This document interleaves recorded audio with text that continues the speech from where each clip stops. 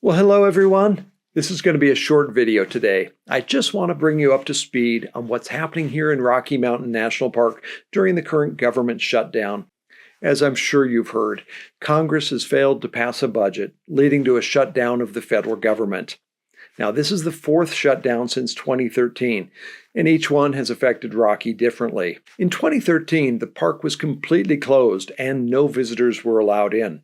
Then, in early 2018, people were allowed to walk in, but we still had some problems from an unattended park, including a few visitors driving around barriers and doing things that were damaging to the park.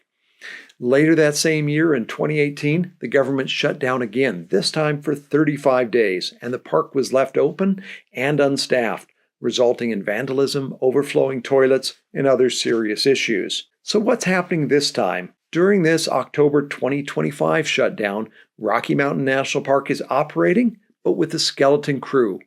The park is fully open, though. Staff are still at the entrance booths, welcoming visitors and providing basic information.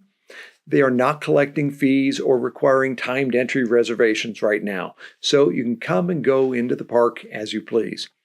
Now, restrooms are being cleaned, trash is being emptied, snowplows are clearing Trail Ridge Road, and law enforcement rangers are still patrolling. I was also glad to learn that the search and rescue teams remain on duty, and it sounds like they've been keeping quite busy. Now, the concessionaires are still working too, and that includes the shuttle bus service and the Trail Ridge store near the Alpine Visitor Center, at least when the road is open. Also, the Rocky Mountain Conservancy has stepped in to operate the Fall River Visitor Center, so that visitor center is open. For most visitors, your experience will feel surprisingly normal. The other visitor centers are closed, and there are no ranger programs and very few staff on duty, but the park itself is open and being cared for. I'm genuinely relieved to see that Rocky has avoided the kinds of damage we have seen in past shutdowns, thanks to the small but dedicated crew that's keeping things running. But there's another side of this that most visitors don't see. Even though some staff are still working, neither they nor any other of the park staff are being paid. These are people who live and work in one of the most expensive parts of Colorado. When their paychecks stop, they struggle to pay rent or buy groceries. It's incredibly hard on them and on their families.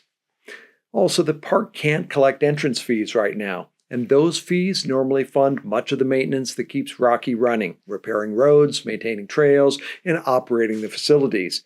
And October is one of the busiest months of the year, so this loss of revenue will have real consequences next season. Behind the scenes, there's a massive amount of work that visitors never see. Logistics, planning, repairs, research, coordination that's simply not getting done. Managing a park that serves over 4 million visitors a year and protects over 415 square miles of wilderness takes far more than what you can see at the gate. Right now, it's a bit like trying to run a hospital without its doctors or administrators, just a few nurses and janitors holding it together. On the surface, things look fine, but it's definitely not sustainable for very long. And then there's an even deeper concern. There's a widespread fear among park staff that even when the shutdown ends, permanent staffing cuts are likely to follow soon after. Now, national parks throughout this nation have already been stretched thin for over a decade.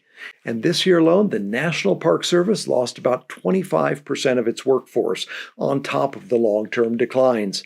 It's really hard to see how we can continue to protect these places with fewer and fewer people on the ground. Now, our national parks are the crown jewels of our country. They're loved by nearly all Americans, and they also make sound economic sense.